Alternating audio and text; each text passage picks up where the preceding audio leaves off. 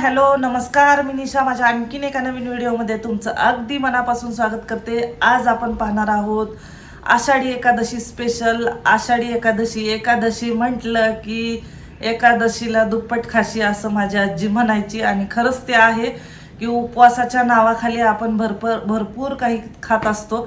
तर तशातलाच एक प्रकार की तेच तेच खायची इच्छा होत नाही। खिचडी, वरईचा पुलाव म्हणा किंवा वडे म्हणा, ते तेलकट तिखट खाऊन ॲसिडिटी होती। तर तशातलाच एक वेगळा प्रकार दाखवणार आहे मी, जो की खाऊन खूप छान तर वाटणार आहे आणि उपवासाला मजाही येणार आहे।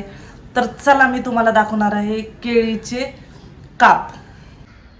इकडे बघू शकता, मी 4 कच्ची केळी घेतली आणि त्याचे लांब असे काप करून घेतले। त्याच्यावरती मीठ, लाल मिरची पावडर जे उपासाला चालती ते, आणि अर्धा लिंबू पिळून घेतलाय। आणि इकडे वरई छान असं फुलेपर्यंत भाजून घेतली आणि त्याचं रवाळ असं पीठ करून घेतलंय।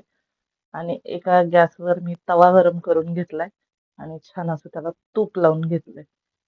आणि नंतर हे जे आपण उभे उभे काप करून त्याला जो मसाला लावून घेतला होता, ते काप त्याच्यामध्ये घोळवून पिठामध्ये ते एक एक करून छान असे फ्राय करायला ठेवले। हे सगळी प्रोसेस आहे ना मोठ्या आचेवरच करायची। बारीक आचेवर करणार तर तुम्ही ते पीठ सुटणार त्याचं।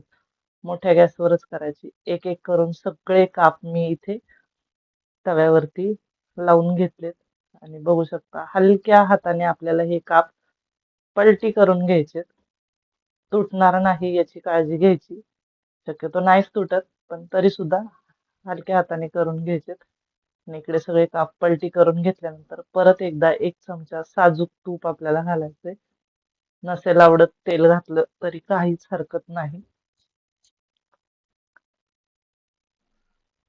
छान असं 2-3 मिनिटं दोन्ही साईडनी फ्राय करून घेतल्यावर हे छान असे काप होतात।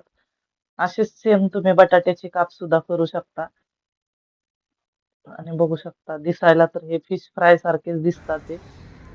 बघा आणि छान मैत्रिणींनो, असे खरपूस चार असे कच्च्या भाजून केळी घ्यायचे। घेतल्या होत्या, तेवढ्यापासून एक एवढे डिश भरून काप तयार झालेत। आणि दिसायला तर एवढे छान दिसतात, ते लगेचच खायची इच्छा होतीये आणि चवीला सुद्धा तेवढेच भन्नाट लागणार आहेत। हे मी तुम्हाला एक खाऊन सुद्धा दाखवते।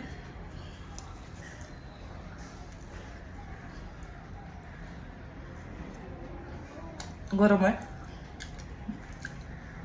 नक्की या आषाढी एकादशीला कच्ची केळी जर तुम्हाला मिळाली तर हे काप नक्की करून पहा। आणि जाता जाता व्हिडिओला एक लाईक नक्की करा, चॅनलला सबस्क्राईब करा आणि कमेंट करून सांगा की हे काप तुम्ही बनवल्यावर कसे झाले होते ते।